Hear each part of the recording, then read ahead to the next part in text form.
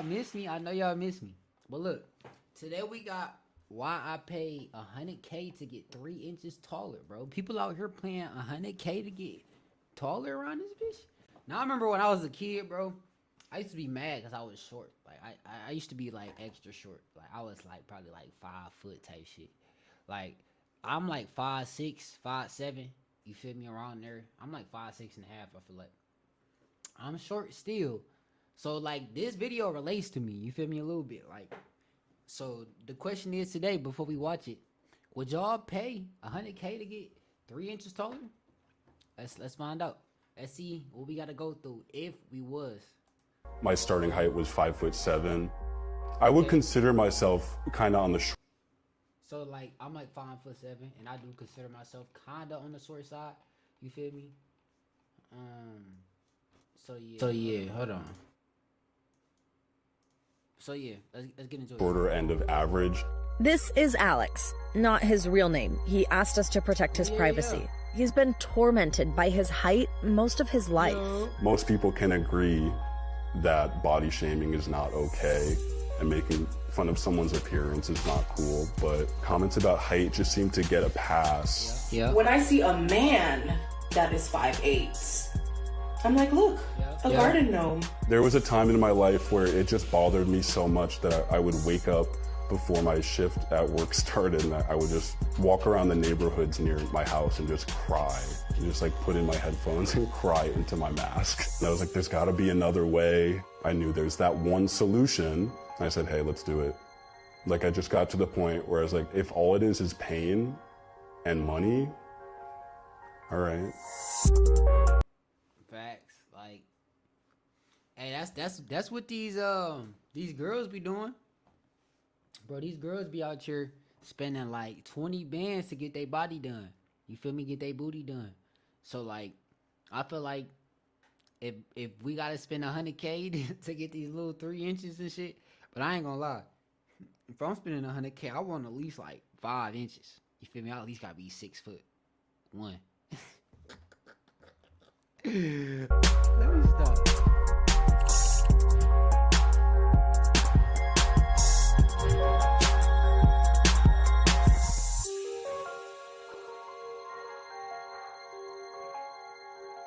These are all phrases that are associated with like being tall. When you're taking the high road, you are being the bigger person.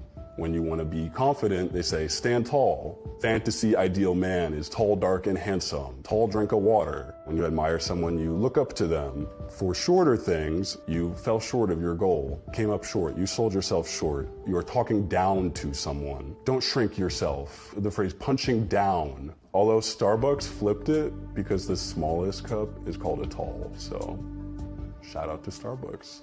What is the minimum height a guy has to be Okay, in so a day shoot? I'm really tall, but like, unfortunately, I have gotten with guys shorter than me. What do you mean, unfortunately? Unfortunately.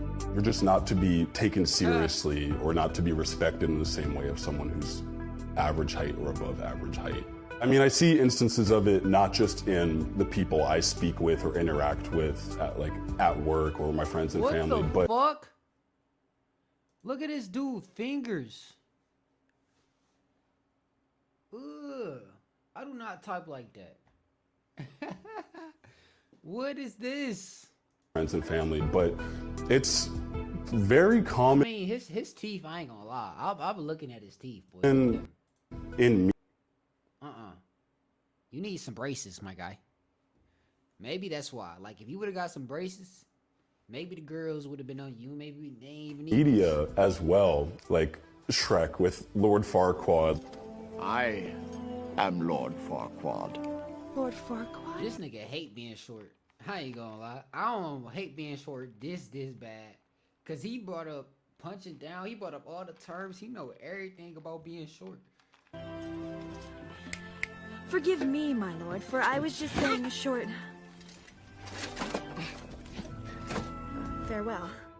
Once I graduated college and entered the workforce and would still receive comments that feels like someone says it to you on the playground, you're like, so this really doesn't end.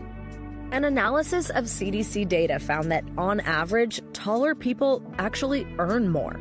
And for his book, Blink, Malcolm Gladwell surveyed Fortune 500 CEOs, and he found that 58% of them were over 6 feet, compared to 14% of all U.S. men. It just got to a point where, like, day after day, I would hear a comment from someone at work and be in a really bad mood and come back, and I'd be hanging with my roommates, and, like, one of them would make a comment about something, not my height, but just height in general that, like, bothered me.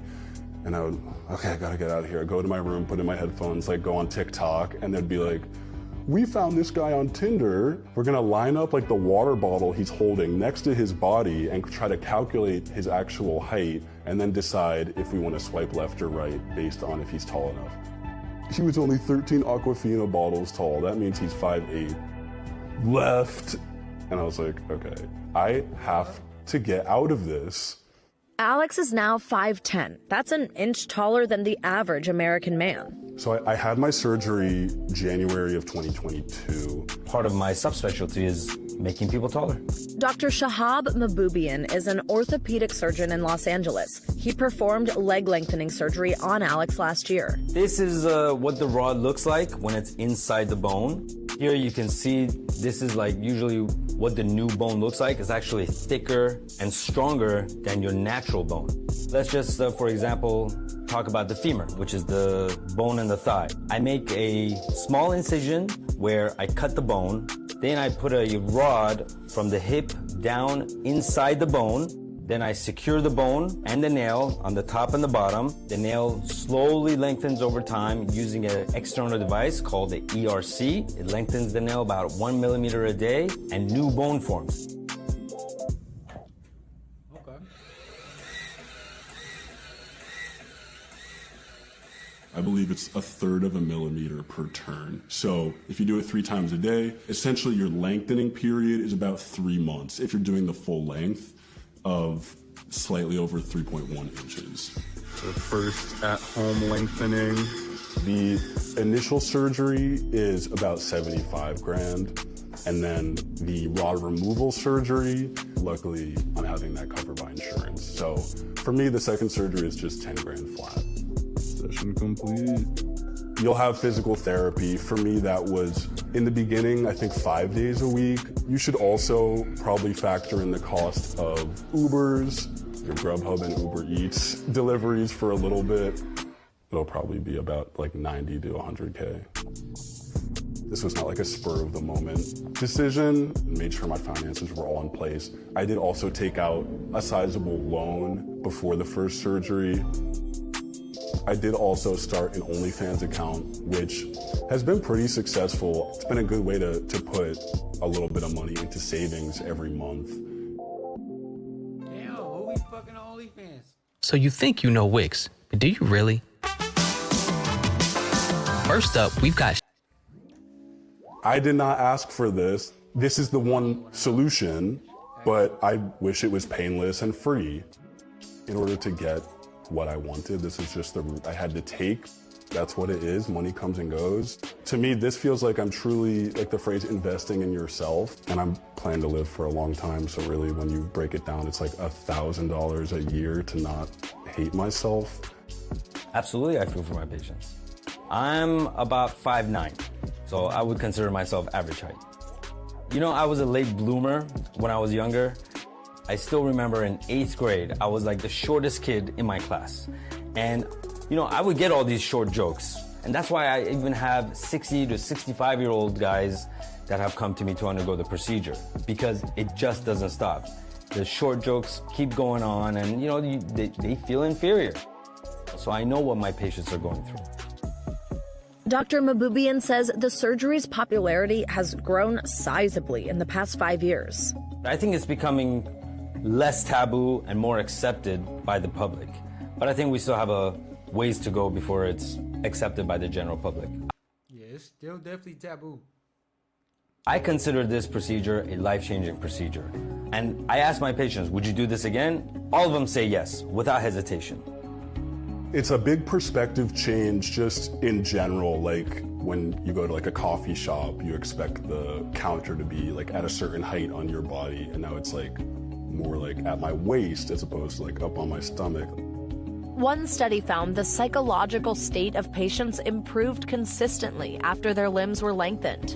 And experts say the surgery is safe as long as it's done by an experienced surgeon. I don't have any regrets about it. There's certainly downsides to it. Like, as great as it's been for me and like legitimately life-changing as it's been for me, there's certainly things I miss out on being in a walker and on a cane for the better half of 2022. In terms of proportions, yes, like my femurs are now significantly bigger than they're like meant to be, but I don't feel insecure about it. That's the whole reason I got the surgery. So when I look at myself in the mirror now, I'm like, that's right. Like, it's like what I wanted. This morning, Alex is finally getting the rods out of his legs. I do want people to know it's safe and you're not a psycho for getting it. If it seems like a crazy surgery that only an idiot would do, like you just might not be aware of all the reasons that people would want to get this, the actual effects that it has on your life.